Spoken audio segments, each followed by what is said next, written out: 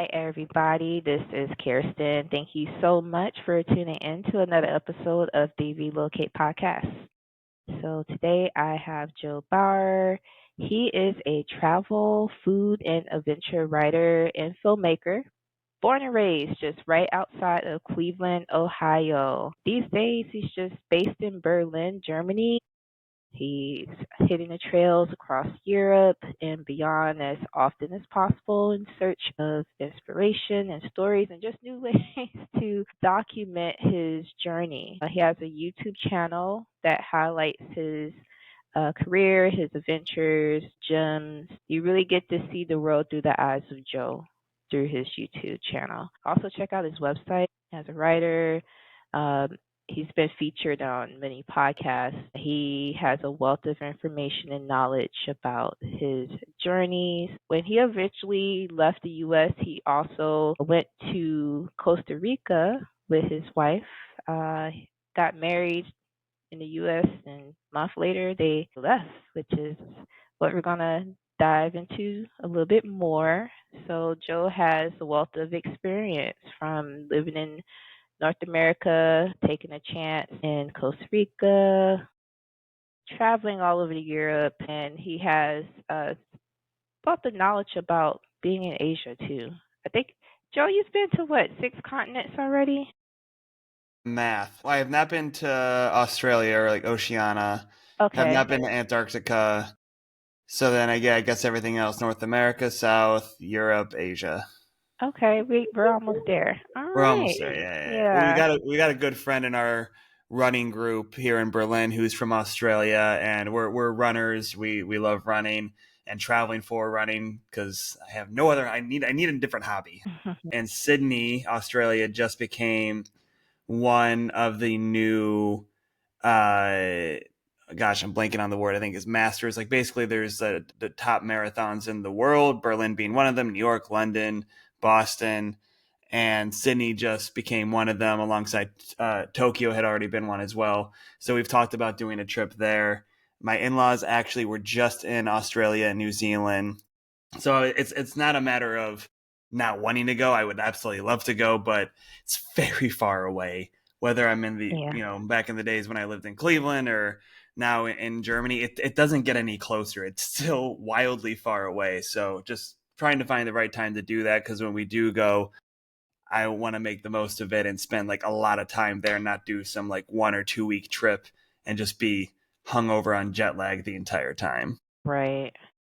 I think people underestimate how large the earth is. Mm-hmm. Yeah. Um, Absolutely. yeah. Also, you can find Joe being featured in Outside Magazine, BBC Travel, National Geographic, and a lot more. So I'll have his information in the description of this podcast if you would like to explore Joe and his career and adventures a little further. Joe ultimately left the U.S.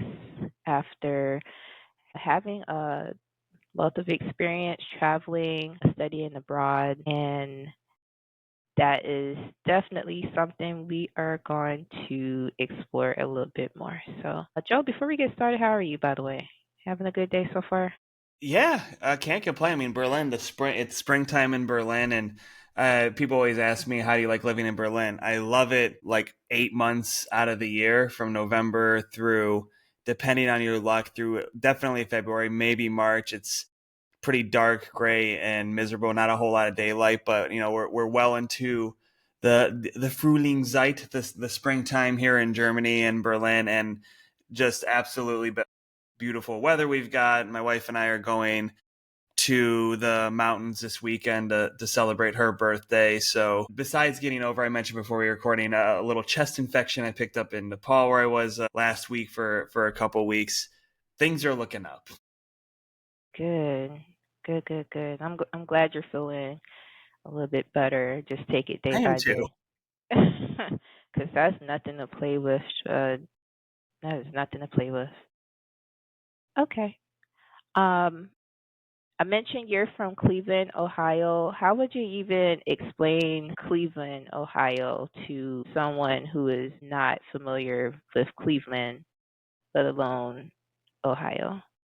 So Cleveland is a place. It's very similar to other Rust Belt cities, which, with the benefit of distance, they say distance makes the heart grow fonder.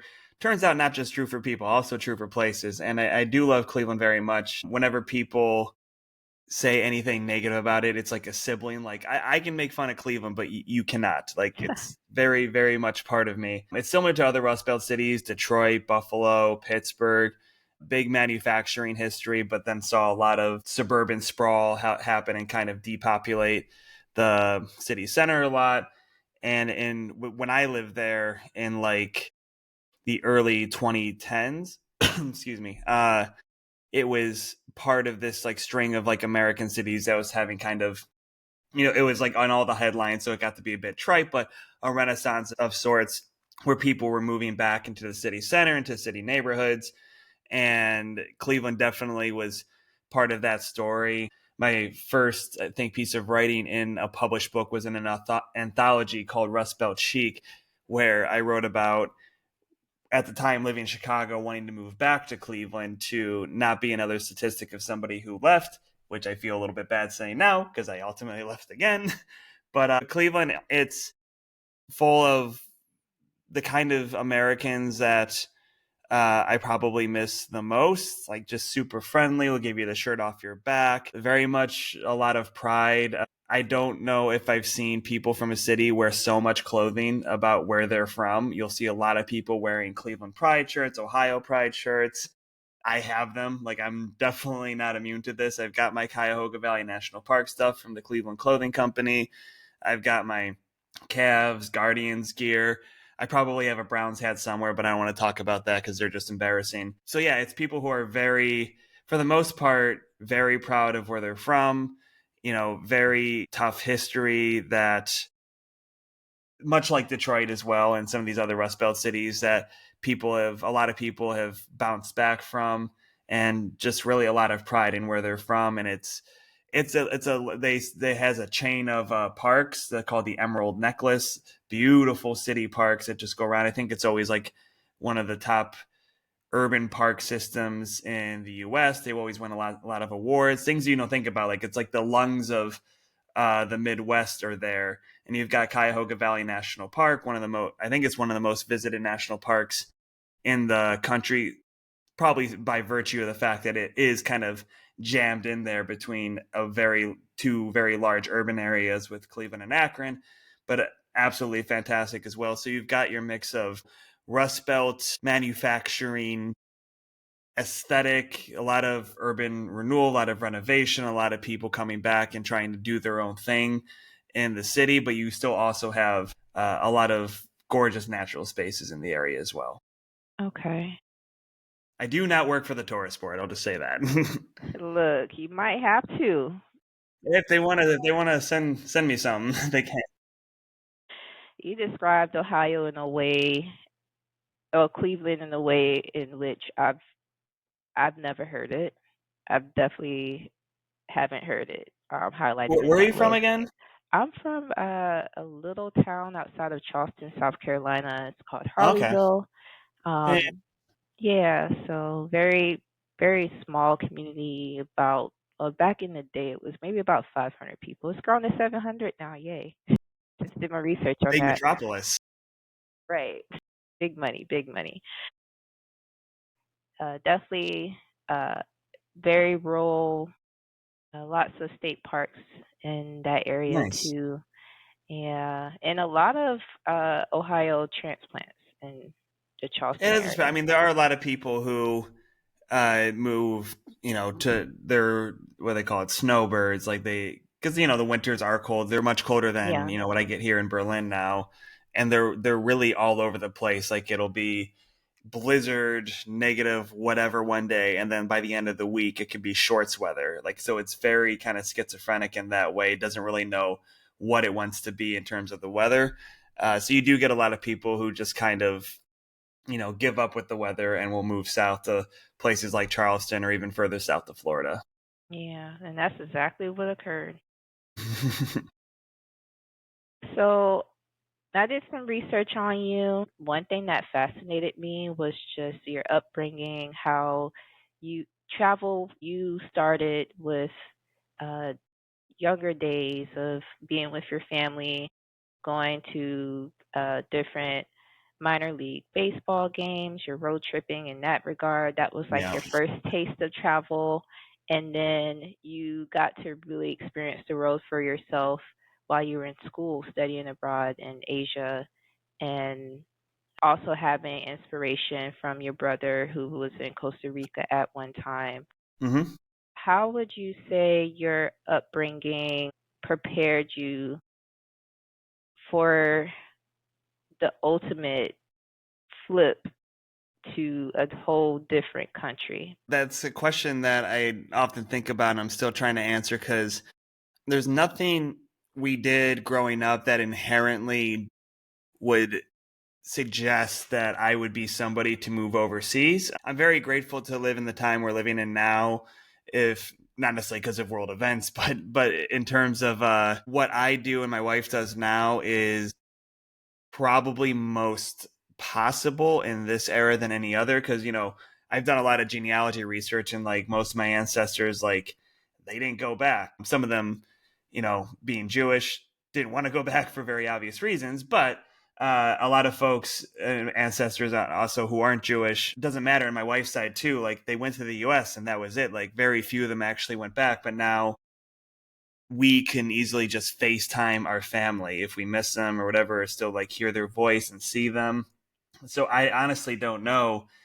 Actually, I sincerely doubt it that I would have been able to convince my wife to move overseas if it were like in the olden days and been like, hey, we've got an opportunity overseas, say bye to your family. Maybe you'll see them in 50 years. I don't think that happens. So I'm very grateful for that.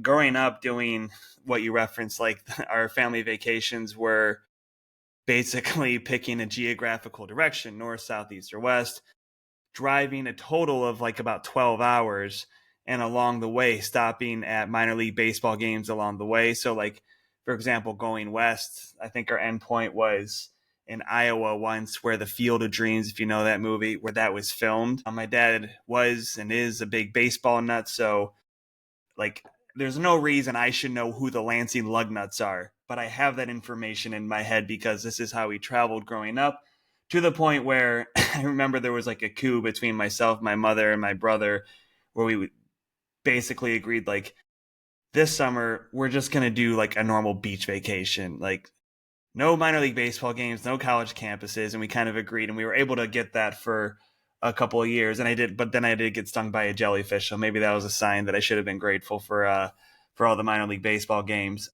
But yeah, I mean, there's nothing. I mean, it was fun. I have such fond memories of doing that now. Arriving in the middle of nowhere at like midnight or 1 in the morning and going to Perkins because that was all that was open, or Denny's or whatever, getting pancakes for a 1 a.m. dinner. And we're just all like slap happy, crazy, and loopy that we're just laughing at everything. I have such fond memories of that, but nothing about that would indicate that like, oh, you went to all these minor league baseball games growing up. You're probably going to move overseas one day. Like, there's just no correlation there. And my parents, like, we didn't really talk about overseas travel at all. We never did it. I did know that my mom lived in Japan outside of Tokyo when she was a young teenager. Her father was in the military during the war, and then I think left, and then he got hired again, not necessarily in the military, but doing something with the military as part of Japan's reconstruction. And she said absolutely wonderful things about that. So maybe that dug in somehow in my brain and kind of planted it in there. But I really didn't even think or conceive of overseas travel really until, as you referenced, my brother studied abroad in college in Costa Rica. Because honestly, prior to that, I mean, I grew up in such a homogenous suburb that I was one of those kids who was like, why do I got to learn Spanish? Everybody speaks English. This is stupid. Of course, now I love learning different languages and I'm comfortable speaking Spanish. So I really went the other way with that. So I really didn't even get conceive of the notion that one travels overseas until my brother did it. And he's 4.5 years older.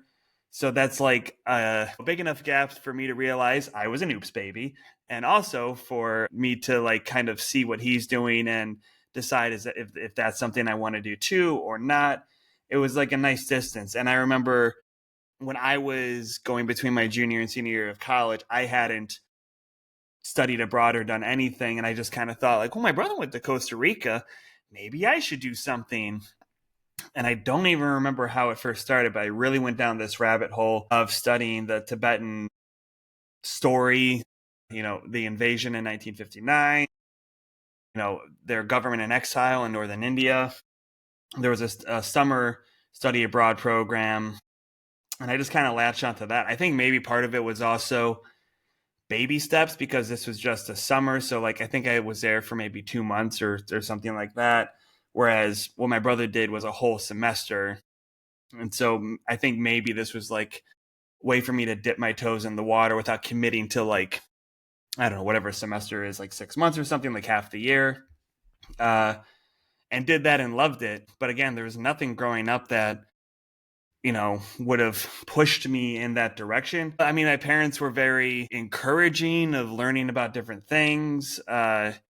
But it's just, they weren't international travelers aside from my mom having lived in Japan when she was a kid, but she never went anywhere other than Canada. And that was also a baseball trip. My brother was playing like Little League Baseball in Guelph, Ontario. So we did that. And then we went to Montreal Expos game, I think we watched our hometown team, Cleveland team, play there. So yeah, I'm still trying to figure out like how this happened. The only other piece of the puzzle is that I grew up, like I said, in a very homogenous suburb where you needed a car to get everywhere. We didn't have sidewalks in front of my house or in my neighborhood. And just at some point, I think living in Chicago showed like, it sounds like so basic now, but living in Chicago is like, oh, you can ride on trains, there's public transportation, you can walk everywhere, you don't need a car. And I just really ended up preferring that. So I think part of it also might have just been like a complete rejection of things I don't miss in the US, which are these kind of places that are built entirely around cars, and making it like cars are supposed to be like an extra bit of freedom to get you around places. But I'd always just felt kind of, handicapped or, held down by the fact that like, no, you need this expensive thing to get anywhere. So I think part of it was just like rejecting everything that I grew up with, just in terms of like how the urban planning, the city planning, and just being drawn to the exact opposite. And Europe, by virtue, because of a lot of reasons, it is much more walkable. There's better public transportation, and I just ended up getting drawn to that. So I think the answer is in there somewhere in that big old word salad. I don't know exactly what the answer is, but I think it's kind of like a confluence of everything. As I learned a little more about you, a word that kind of pops up in my head is fearless.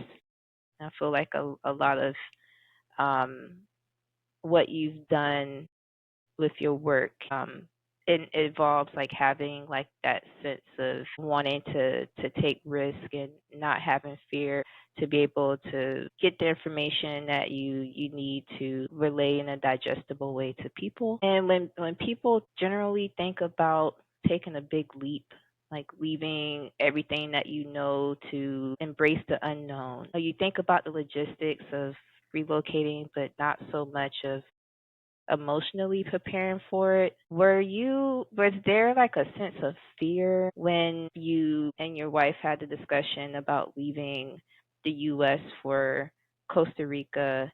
And if so, how were you able to approach those emotions and overcome them? I honestly, I mean, my wife would be a better one to answer this because I think it's fair to say she would say that she was scared or had fears. Will we be happy? Will we miss our family too much? She definitely had to work through a lot more than I did. Or as for better or worse, I've been very like kind of happy go lucky. Like I think I kind of thrive in being in a new situation, having to figure things out. I like figuring things out and problem solving. That's not to say she doesn't like those things, but she will admit that she kind of struggles to go outside of her box a bit more. And I'm very much like, what box? Let's get out of the box. Let's go do anything outside of the box. And I like exploring that. So for me, there wasn't any fear. And to be honest, I mean, part of that could also be in the grand scheme of the world, I'm a very privileged individual. Now I have a US and a German passport, but at the time I still had a very powerful US passport. So I do think, you see a lot of people on the internet, Westerners, people from the US, who do take the plunge into, not that I'm doing this, but like there's a lot of people who go like I'm a full-time traveler. I do this, X, Y, and Z. And they go to places that a lot of people can only imagine. And one might wonder, as you've asked me, like, oh, that takes a lot of courage. You're fearless. But I also think a lot of it is at the end of the day that this is, in the grand scheme of the world, a very privileged group of people who, if something were to go, like, I might not be thinking about it when we move to Costa Rica or Germany, but if something were to go terribly wrong, I know we have family in the US. I know I have a US passport. I know I have a credit card that I can get myself out of that situation if need be. And I think that's something that people from the West, North America, Europe, don't really fess up. They'd rather think of themselves as fearless, where maybe I am a little bit fearless, but also at the end of the day, like, I subconsciously know I've got the just built into this very unfair world. I won a birth lottery and have things kind of built into my life that it's like a get out of jail free card, that I might not be consciously thinking about it, but deep down inside, I know I'm going to be okay because it's a very unfair world. And for whatever reason, I ended up in this birth lottery where I have a US passport, and that's going to get me out of a lot of situations, even if I might not be thinking about it, if that makes sense. Yeah, no, that makes a lot of sense. And I thank you for mentioning that. Speaking of American ideals and just the way that society kind of trains us to approach different things in our lives, like, you were, from what I can tell, a little bit defiant in the sense in which you left shortly after undergrad. Like,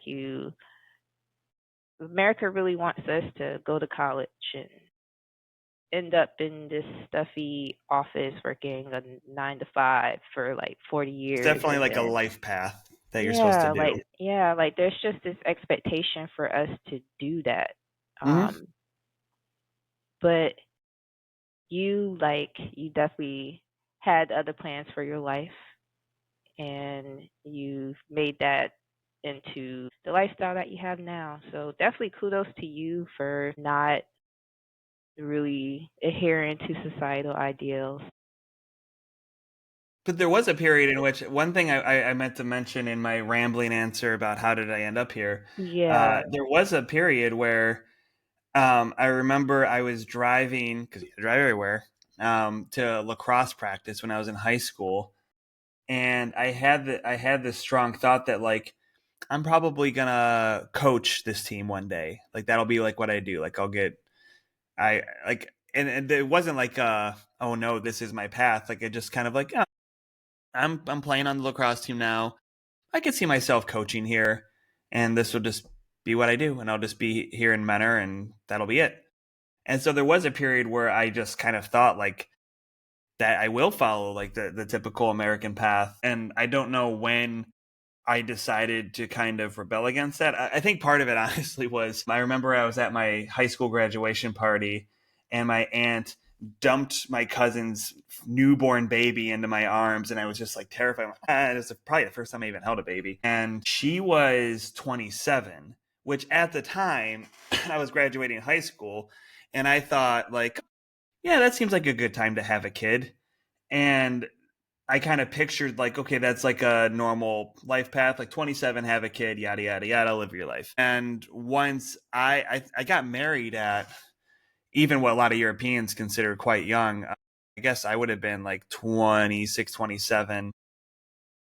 And so I guess once I hit that age in which I had earlier determined is the beginning of like adulthood, like, you're going to have a kid now, and I realized I didn't want to do that, I was like, oh, that, like, I'm at that age now that my cousin did these things. Do I want to do them? Do I have to do that? Follow that same path?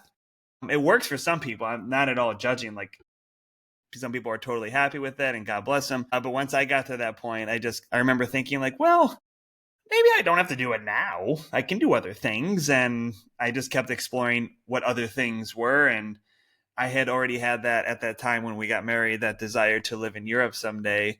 So just kept pursuing that. And the things, like I mentioned before, my brother being 4.5 years older, like, it's like a nice gap to see, like, okay, do I want to do this? Do I want to do that? And I did follow in his footsteps for a lot of things. Like, he's the reason that I moved to Chicago and like started preferring more like a walkable urban trains and everything existence. But I think to his own mission that they did follow more of a him and his wife traditional path of like getting a house and whatnot at a pretty young age. And I think it's fair to say he said to me like that maybe wasn't the best decision. Now they're in a house with kids and they're very happy, but I think seeing them jump into like this expectation of like got married, get a house, and not being super happy with it was an opportunity for me to rethink that as well. I was like, well, do I want a house? Like, I know that's what everybody says you're supposed to do, but then when I moved to Europe, like very few people actually own property or own their home, and so I just kept being exposed to different ways of living and trying to figure it out that what I actually preferred and what my wife prefers as well. We're gonna talk about that a little bit more. Sure. Yeah, because I've never thought you mentioned that to Europeans, like the idea of marriage is it appears to be a little different than the path that you took. Like you got married at you said 27, but to Yeah, I should know this off the top. Europeans So I'm that's a little 38. Yeah, I guess it'd be 27 because we'll be 11 years in July. congrats. Okay, we'd Thanks. love to Yeah. see that. Yeah. But you said to Europeans that's a little young. I give caveats because there's always somebody in the comments who'll be like, that's not my experience or that's not how I did it. In general, the typical American life path that you're talking about, that I think is, I've met people from LA and New York, and I think there may be exceptions to the rule, but like Midwestern and sounds like maybe the South as well, there is like an American life path of getting married in your 20s. Like my sister-in-law was even younger than 27. My wife's a year younger, so she was 26. But I think my sister-in-law was maybe like 24 or something like that. And these are just like ungodly young numbers to Yeah. Europeans. And it's also because the path is just different. I mean, a lot of Europeans don't even get married. I was just out with a buddy of mine last night who has been with his partner for a very long time. And he was saying how um I want to say sister-in-law, but they're not married, so it's technically not. But like basically, his partner's sisters, have kids, but they're unmarried. One of my wife's best friends who studied abroad, she's from Norway, studied abroad in the U.S. and lived with her. So like it's like they consider themselves sisters at this point. She's got 2 kids, not married, but like lives with the partner.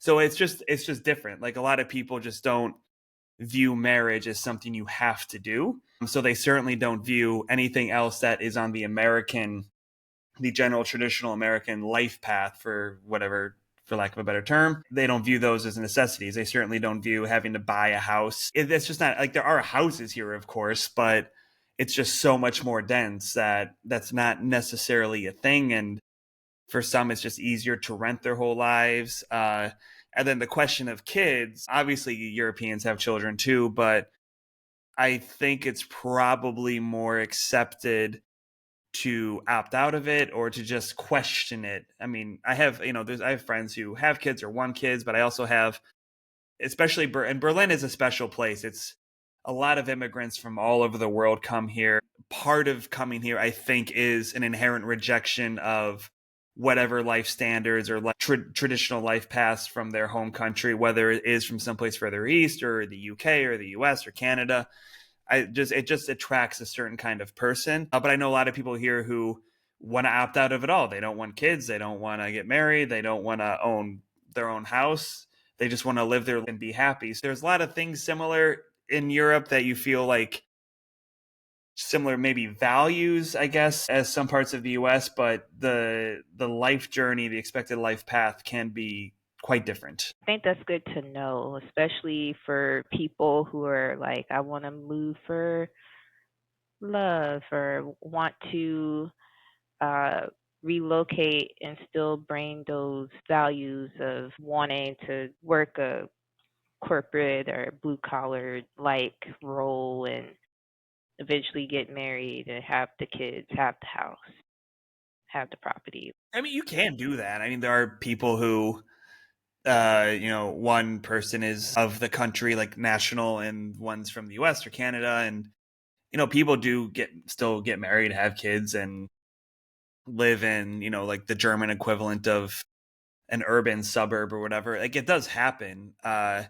It's just not as expected. Like I feel like in the U.S. I would always get told a little less now because we're in our upper 30s. But early on into living in Europe, Americans would always say, "Oh, so good that you're doing this now. Do it while you're young. Do it while you're young." And it's hard to know for sure without having grown up in Germany, but I don't think that mindset is the same here. I don't think that had we grown up in Germany and said, "Oh, we're going to go live in the US for a while," I don't think Germans would have said, "Go do that while you're young." Because the implication being that do this while you're young, because then you're going to come back, settle down, get a house, have kids, and then watch 40 years go by and die. I think that's kind of the implication. We get that a little bit less now. So I think that's part of the different mindset that here there is no there's probably some expectations, but they're just not as rooted or as firm. They're a little bit more flexible Yeah, than I think that for some in the US, like it's kind of expected you do those things. yeah, totally. The flexibility part was what I was getting at. Like you can still, if that's the life that you want, you can still definitely pursue that, depending on where you are and who you Yeah. talk to. And I don't want to paint like Europe as like without problems. I mean, we have. It's funny you said at the beginning. Do you want to talk politics or not? And I was like, whatever, if it comes up. But like, just to note that I think progressive people in the U.S. tend to look at Europe as like a saving grace of like, I'm sick of the U.S. and what's happening there. I'm going to go to Europe, and it's just there are aspects where it is a more liberal society, more progressive. But we have in Germany, I got the vote in my first election. The rise of our far right was 20% of the vote, which might sound small in American numbers just because we only have two parties. But I mean, that's a fifth of the country, and they're greatly influencing other sectors, other parties. They're the strongest party in certain states in Germany. So we have our own issues of things to look out for. So the things I'm saying in terms of like flexible lifestyle and things like I think it's probably very Berlin centric because it's a very immigrant city. I think it's like 20% of the city are immigrants. Um, and German as a second or third language or whatever, but there are parts of the country where I would say you might now want to move to because they not as flexible and perhaps not as welcoming. And as the same in the US, there's probably parts of the country that people would feel maybe less comfortable in. So it's definitely not all rainbows and unicorns. But what I do love about Berlin is that for the most part there are places, there are still neo-Nazis, like that is a thing somewhere in the city, in parts of the city, but for the most part, you can come be who you want to be. It's immigrant friendly, very supportive, and it is more flexible of a lifestyle where you can build the kind of life you want as opposed to big parts of the US or other parts of the world. I really am glad that you mentioned, like now, you mentioned Germany in a way that just it kind of reminds me of the U.S. and like there are places that kind of feel like a liberal haven, but outside of those There are areas, places that are very much not like you will see there I've seen Confederate flags. Like there are the German far right. It hasn't become like a huge symbol that they've adopted, but because obviously the Nazi flag is banned, is illegal, and lots of symbols from that era are banned.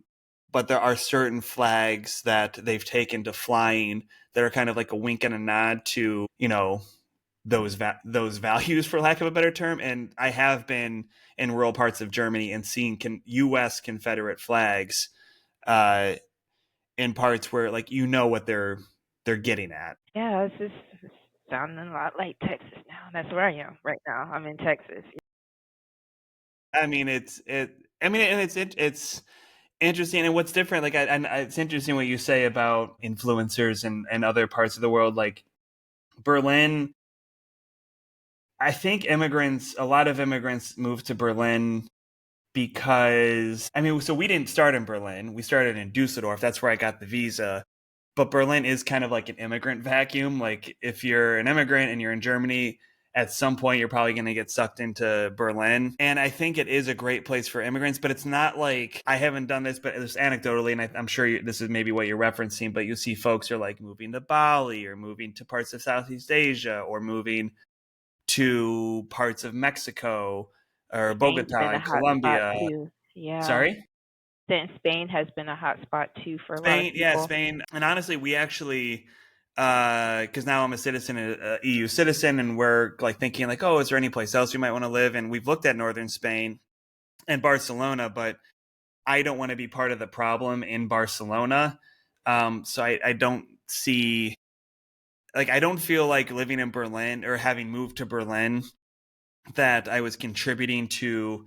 I'm sure in some small way, like I also kind of believe in this like vaguely Buddhist idea of like where just our mere existence is causing pain.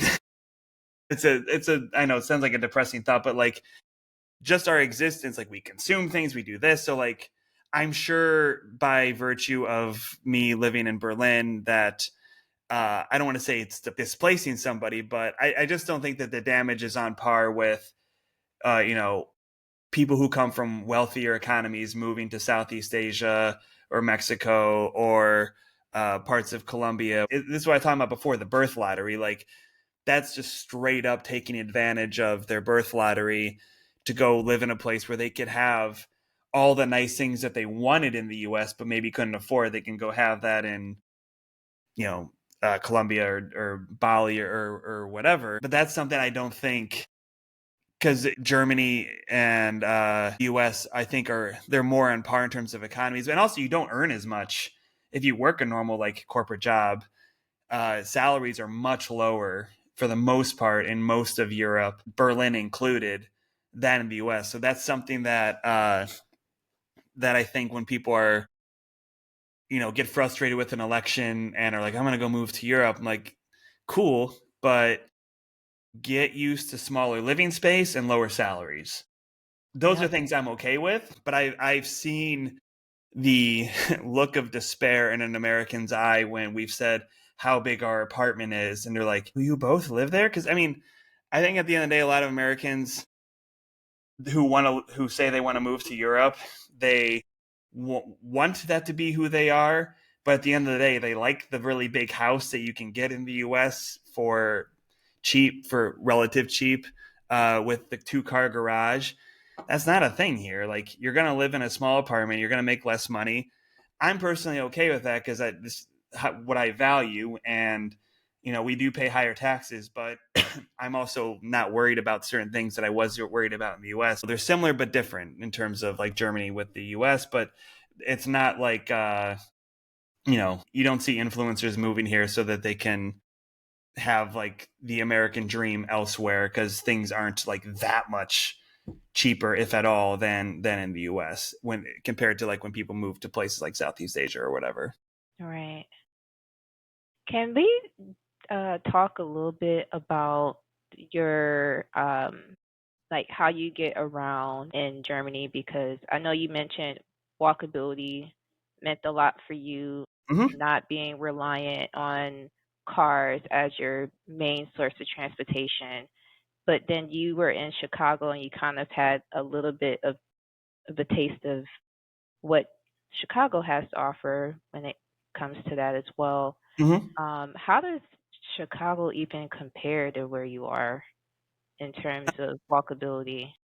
Well, it's like a city. Like within Chicago, I could get anywhere I needed to go with public transportation. The issue becomes leaving Chicago and going elsewhere. I know there's a train you can take to like Milwaukee. There's Amtrak. And I honestly didn't do those things because I was like in my early 20s. I didn't have any money, and just didn't even occur to me to really travel much at all. I didn't travel. I was in Chicago and I would go visit Cleveland, and that's about it. The difference is that I can live in a city the size. I mean, Berlin is much bigger than Cleveland, but like I could live in the city the size of Cleveland and have high speed rail access. I can, from Berlin or really anywhere in the country, go to pretty much anywhere in the country. I've never been like, oh, I really want to go here. How do I get there? And been like, oh, I need a car. I've always been able to find a means of public transportation to get there. Tomorrow we're going to like a village to stay at a castle hotel for my wife's birthday. And we have a transfer, but we're taking a couple trains to get there. And one train leaves like every hour on the hour. And that was just not the case. Like living in the US, I know that Amtrak is a bit better on the Eastern Seaboard. Actually, the last like big trip we did before moving to Germany going on 9 years ago I was finally like, I love trains so much. I want to ride Amtrak. I've just never ridden Amtrak. So we took the 2 a.m. train or whatever it was out of Cleveland to DC to visit my wife's friend who was living at the time. Then we took it south to Raleigh and met up with my in-laws who I think drove down there. So I did get to experience it, and the infrastructure is kind of there and it exists, but just the freedom of movement that I have here where I don't even have to think about it. Like if I want to go to a small village, I can ride my bike, I could take the train. There's just way more options in the city and around it. New York, Chicago, probably DC, exceptions to the rule where you can get around the city itself. But once you want to get out there, it's just more difficult without a car. Here I think it's even written into like the Grundgesetz, like the German constitution, that everybody has the right to access to transportation. You can be in the tiniest village ever and there's still going to be a bus that gets you around. So there's just always an option. So it's never been a problem, never something that I've had to think about. It's just nice, and it's a more romantic way to travel. I'm never more focused on my writing than when I'm sitting on a train. And I'm actually finishing the article now. I'm writing this story about a trail I fast packed from Bologna to Florence in Italy. And you can take it's like let's say like a 4-hour high speed train from Berlin to Munich. And then Munich, there's a Austrian train that goes through Innsbruck in Austria, and it continues going south all the way to Bologna in Italy. So the whole journey from Berlin to Bologna is like 12 hours. And so I was just like locked in working. Like I'm just so focused. It's comfortable. You can kick your legs out. You can get up, walk around. You can go get food. It's magical. It's like sometimes they say, oh, the grass is always greener. In this case, it was very much greener. Like Germans complain about Deutsche Bahn, which is our train service, and they have had a lot of problems with respect to how it usually has run. But then I'm like, I don't have to get a train at 2 a.m. to leave the city. So for the most part, I'm happy. So I want to get into your work a little bit more. Sure. And your experience as a writer, as a filmmaker. One thing that fascinated me was just your perspective on sustainable travel and thinking a little bit deeper about how we experience travel, not necessarily from the eye of like a tourist, but how it impacts the local economy wherever we are. How has your perspective on responsible travel writing evolved since leaving the U.S. and being able to experience life as an immigrant, life as a person who's constantly on the go, but in different communities in different countries? When you mentioned as an immigrant, I guess I would say, because I'm from the U.S., so when I was in the U.S., when I was traveling around the U.S., I don't think I was really thinking too much about, what's the immigrant community like here. Whereas now I am actually often interested in, when I travel around Europe or other countries outside of Europe, I often am interested in like, what is the immigrant population here like? So I was actually in Oman covering a race or running in a race in January. And Oman and those Arabic countries in the Gulf there have, want to choose my words carefully because I'm not an expert, but just from like Qatar with the World Cup, there was a lot of controversy about the immigrants. I don't even know if you could say immigrants because they were like guest workers that they brought in to build their stadiums and the poor conditions, and a lot of people died, unfortunately. And I was curious, like, because Oman is a much quieter country in that region, and so I was interested in, what is the immigrant community here like? And I had read some history about it before I went there because I always try to like have like a base level understanding of what I don't know before I go to a place. So I was reading some history and about, they were actually a big slave empire, which I had no idea about. And so that actually explains like some of the different ethnic groups that are there now, but then also immigrants who have come there since. And so those are things that actually really interest me now, perhaps because I've been an immigrant for the past 8 going on 9 years in Germany. And actually, the guy who gave me my Omani tattoo was a Filipino immigrant in Oman because most Omanis don't believe in tattoos or won't do tattoos. So I had to get it on the down low. But those are those things. And so I had a great conversation with this Filipino who's been an immigrant in Oman for, I mean, I'll probably get the number wrong, but let's say like 15 years, for a long time. And he's got actually has a wife and kids back in the Philippines, but he's like trying to make a living in Oman because he just earn a bit more.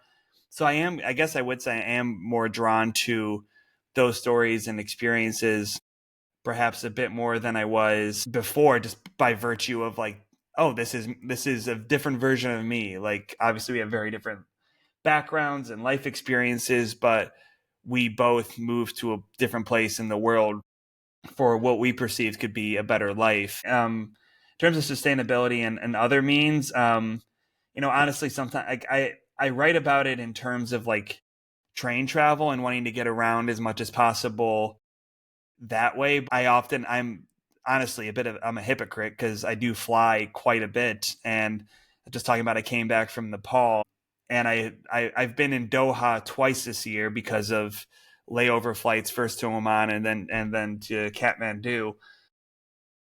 So, I mean, I think this gets back to the thing I was saying before about how our mere existence causes damage.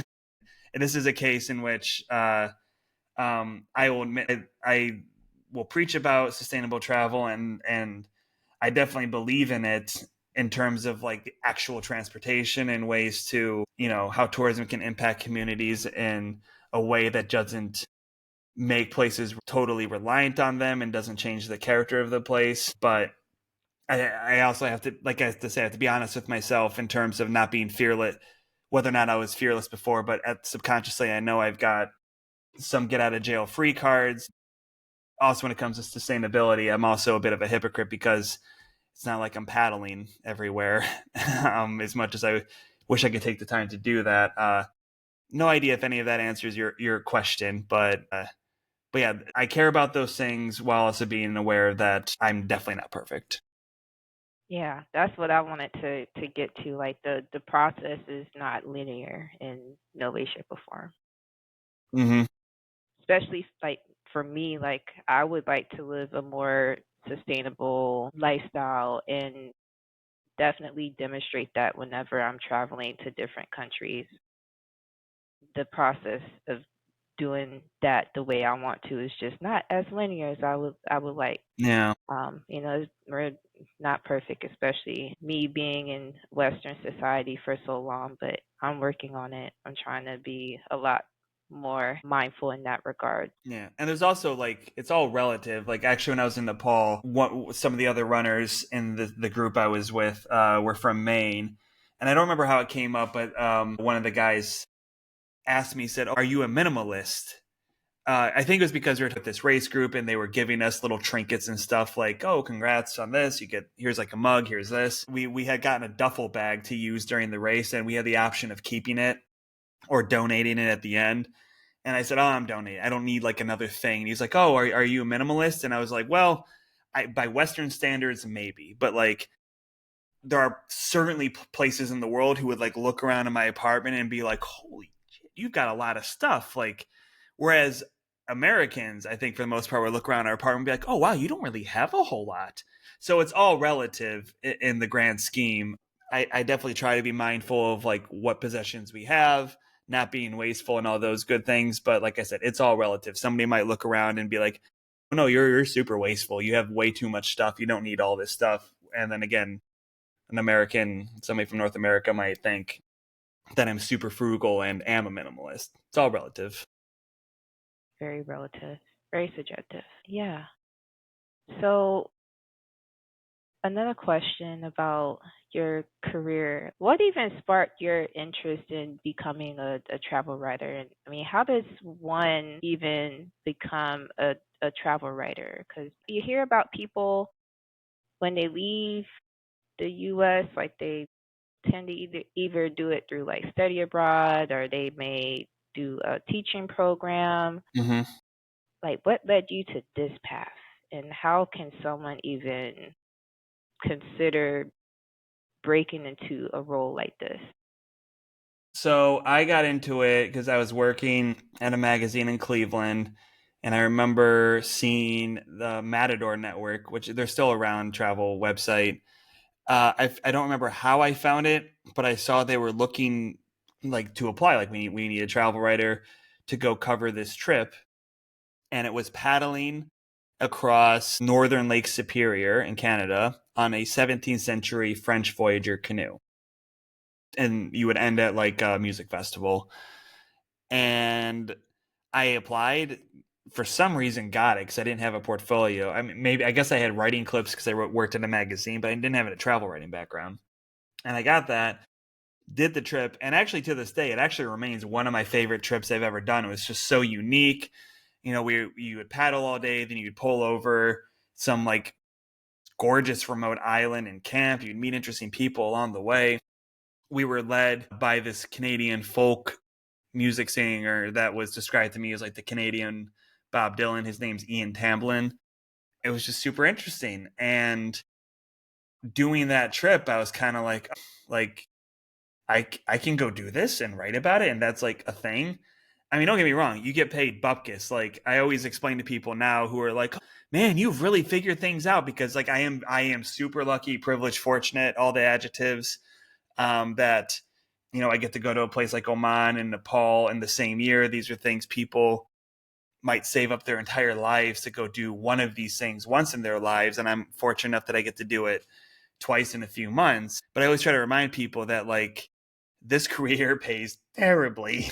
And so for me, I'm like sacrificing the financial freedom, I guess, of working a more typical job where you earn lots of money, and I could be one of the paying guests on this trip who isn't worrying about anything other than like having a good time.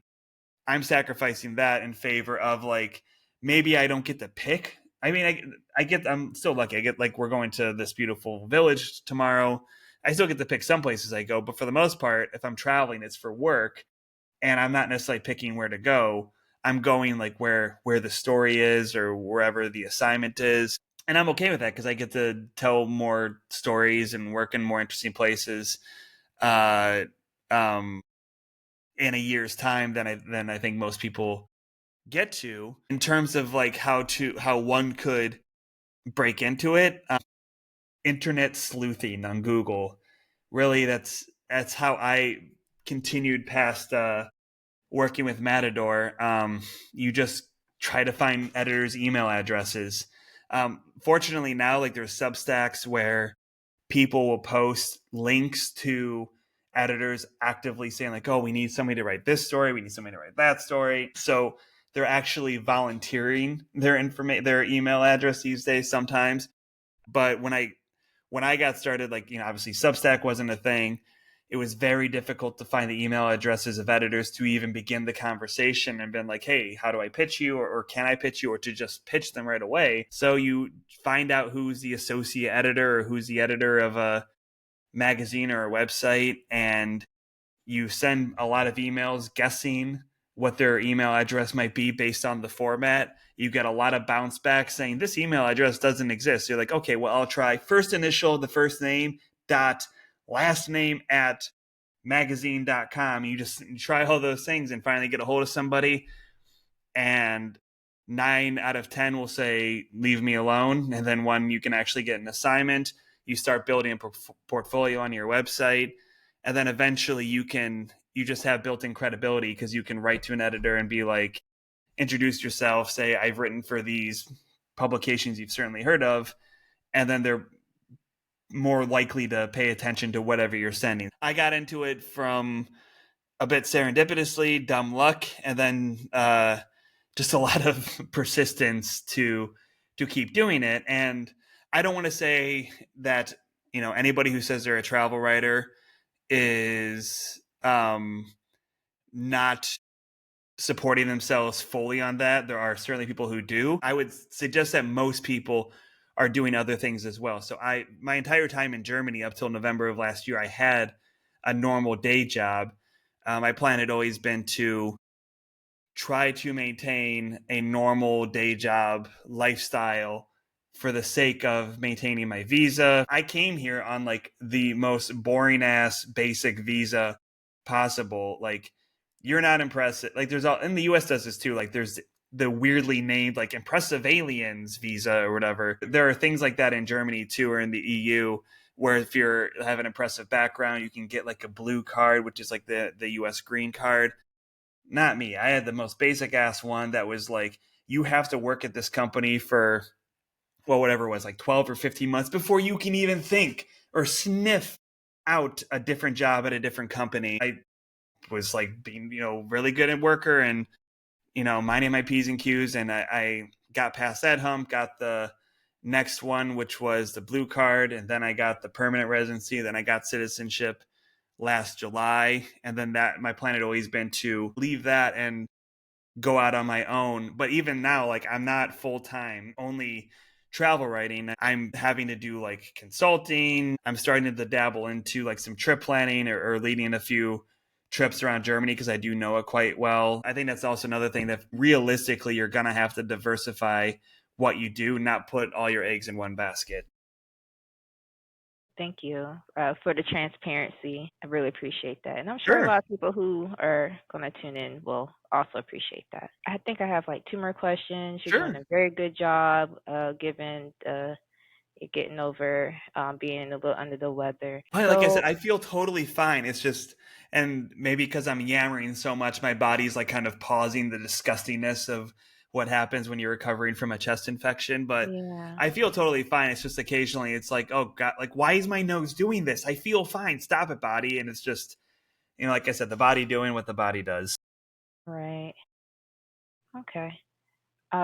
You made a leap to a Spanish speaking country, then you made your way to, I'm not sure if the first area you were in was an area that mainly spoke German before you made it to Berlin, and I know Yeah, so that that Berlin is a Dusseldorf little in, more diverse. in Western Germany. Yeah, it's still part of Germany. Gotcha. Yes. So you've relocated to and transitioned to places where the language and maybe even the culture is, it might be a little different in that regard too. But overall, how has moving and traveling frequently shaped your approach to building relationships and community? 'Cause I know that's very important to a lot of people, being able to settle and really build their tribe, develop friendships. But how has it shaped your approach to doing that? I will admit, and I've said this to other people privately, I was terrible at it in Dusseldorf. I think I was just so excited to be in Europe that I, I don't want to say for better or worse, it's just what it was. I put like no effort into making friends. I was just so excited to be with my wife and traveling around Europe, traveling as much as possible within Germany or outside of Germany. I was never one to try and make friends with people I worked with, simply by the virtue of like, I didn't want to think about work outside of work. And, as much as people say like, oh, no, I hang out with my friend at work, we don't talk about work. You always talk about fucking work. Like, that's just what happens. Like, you'll be sitting there at a bar and be like, oh God, like, what did Kelly do today? Or what did Paul do today? And just like, I don't want to talk about work. So I just never did. And I never made an effort, and it is what it is. until I moved to Berlin. I did have a good friend that I made in Dusseldorf, and we did work together, but in completely different departments. So, we are much closer now in Berlin because he moved to Berlin first for a job, and then I came, I don't know, a year or so later, and we reconnected, and that's who I was hanging out with last night. I mentioned before. We have like a what's called like a Stammtisch. It's a very German thing. It's more so common in the villages. Like you'll see like a little placard and nameplate that says Stammtisch, and it's just like this table is reserved for the regulars who are going to come here, and old men usually who are going to go have beers and chat. And so we've kind of adopted that, and we meet regularly for that. So like that was like my best friend being here, and I made more friends through groups basically. So one woman that I briefly worked with in Berlin had since become a close friend because I introduced her to my wife, and they really hit it off, and they formed like a women's running group that they let Okay. me be the one guy that shows up every now and again. And then honestly, probably my closest group of friends is there's this Americans in Berlin Facebook group, and one day somebody posted like, I'm an American Jew, uh, really would like to just meet other American Jews to hang out with. And my wife tagged me and said, "Hey, do you maybe this could be some kind of group or something to connect with?" This was somebody who just wanted to hang out with like other culturally Jewish people. And my wife tagged me on the post. And to try to make a long story short, myself and this woman, it was like the Hanukkah of the COVID year. We like threw like a Hanukkah party, and we have since regularly held like once a month we'll do like a Shabbat dinner at like a restaurant with other people, and some of the people in that group, so this is going back like 4 years or so now.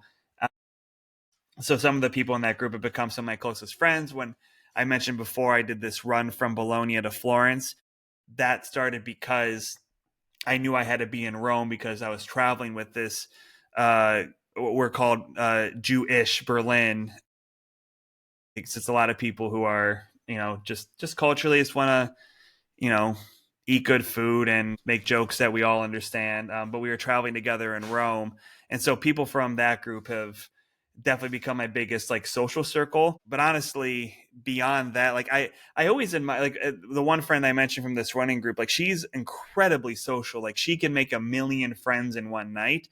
I'm always like I'm good with the amount of friends I have. Like with the amount of time or lack of time that we have, I don't know how people have more than like a handful of really good friends. So I'm happy or proud of myself. Like in Berlin, I made much more of an effort to be social and make friends. And I'm very happy with like the core group of friends that I built because they come from different, I've got my American friends for, just some familiarity of where I come from. And then with the Jewish group, there are American people in that too, but there's Germans, there's French people, there's people from all over the continent in this groups and world. One of them's from Argentina. So I really like am happy with like I feel like I have a nice diverse group of friends that I can hang out with in Berlin when I feel like being social. Don't think I would have ever guessed that about you. You seem like a and you can still be bubbly and still have your small like knit group of people, Mm-hmm. and you can still like exert that sense of extroversion. Yeah, I Um could turn it on when it needs to be turned on. uh, The extroversion. and I definitely I feel your sentiments.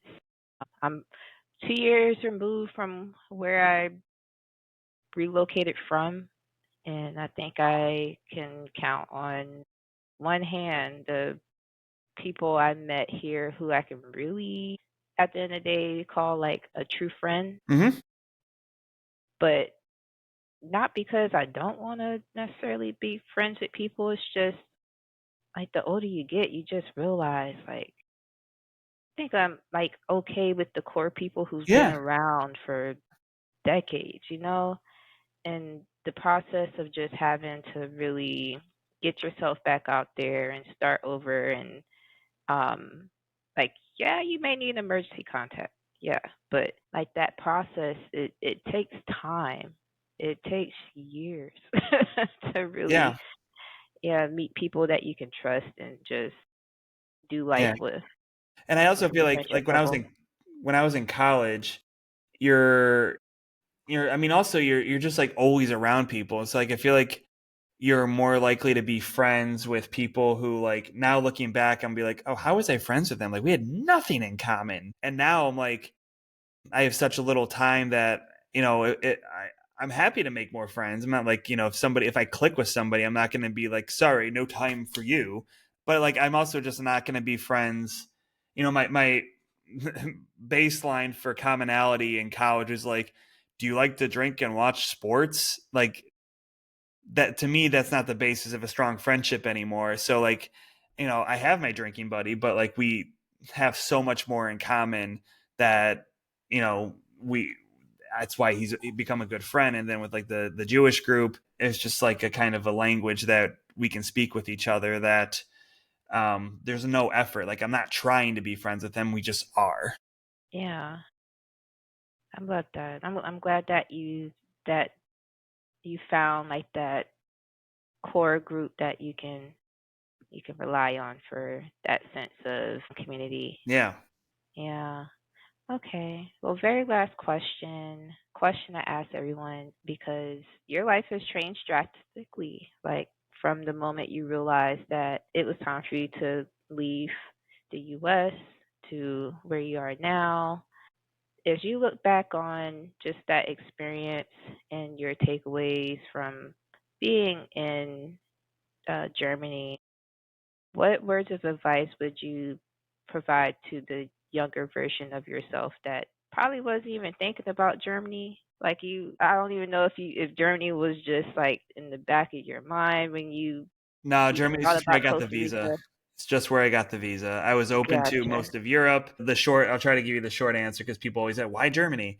Germany at the time was much, and I think it still is, but other countries are catching up, but it was much more open to immigrants who didn't already speak the national language than other countries. So, for example, if I were to have applied to a job in Spain or France, I would have had to have been like native level French speaker from day one.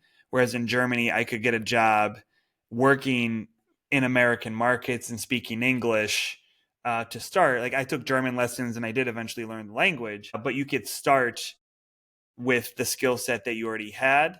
And Germany was much more open to that. And in Germany, I should double check the numbers, but at the time, it was like the second largest immigrant country per capita behind the US. So it does have Wow. like a big immigration history and contemporary story.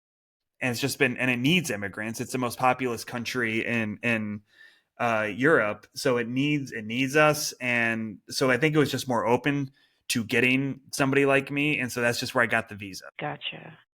I'm sure some of that has changed, I feel, as far as like the language requirement and trying to establish citizenship in that regard, or even just like the ability to have Germany as a place of residence. But yeah, just overall, like what words of advice would you provide to the younger version of yourself, like now that you're situated, you're a lot more settled than where you were before? I mean, I guess if I had truly had the crystal ball, I would have been like, yeah, learn German just sooner because that's where you're going to end up. But obviously, I would have no way to know that. I mean, the main thing I think of is, so there's a period early on in living in Germany where I was making YouTube videos, and they were honestly just like glorified travel music videos. Like, I would just film a bunch of stuff and then put music over it. And I was wanted to do more filmmaking, but I was very aggressively down this like mindset of I won't do anything unless I'm paid to do it. And that's not to say that, like, of course people should be paid for their work. I think maybe still is, unfortunately, in the freelance writing world, of some people being like, um oh, we can't pay you, but we'll publish it anyway, and it's good for you because of exposure. And like, the old, you can't pay your bills with exposure. Um, and so I was kind of like, I'm not going to make videos that benefit anything unless I get compensated for it. And of course, I believe, like, if a publication is asking you to make a video, you should be compensated for that. But this is just my own personal YouTube channel, and I wish I viewed it as an opportunity to tell stories a way I want to, and just kind of build a portfolio doing that in my free time because I wanted to do it. Because now that's something like 2 years ago, I started taking that more seriously. I maybe regrets maybe a bit strong, but I guess I would have told my younger self, like, if this is something you want to do, like if you want to take a camera with you and you, because what a camera is great for is the same as a podcast, is that people like talking. And if you want to have a conversation with somebody, it's a lot easier if you say like, hey, I have a podcast. You want to chat about, can we chat about X, Y, and Z? Or I have a camera. I'm really passionate about letting people from these destinations tell their own story as opposed to me parachuting in and, just giving my own perspective. So I wish I would have told my younger self, like, don't worry so much about getting paid for these things. Like, obviously, don't quit your day job. Still keep that. But if you have time and you're going to these unique places and you want to tell a story, feel free to do that. And, over time you can get paid. And now, like, my channel is monetized and I make a little bit of money off of it. But I would have told my younger self to, I guess I would have said, like, this is something that will, if you do it now, can be beneficial in the long run for the goals you have, or at least will have, for the rest of your life. Yeah, and I think that makes that, like, I definitely get it because that's part of the reason why you uprooted. You wanted to pursue your dreams. Mm-hmm. You really, yeah, that's the gist of it. And um, I hope that this moment of just reflection propels you to live the life that you see for yourself in the way that you see fit. I thank you so much for your time. I love to just analyze the ways in which relocating impacts identity and growth. And I've learned a lot about that today from Joe, so hope you do too. And if you would like to tune in to analyze more stories of what it takes to live life in unfamiliar spaces, definitely connect with Joe because he has a wealth of knowledge about that. And then also definitely connect with the Relocate Podcast. It's available on Spotify, Apple, and YouTube. So thank you all for tuning in. Hope to see you on the flip side. Thanks, Kerristen.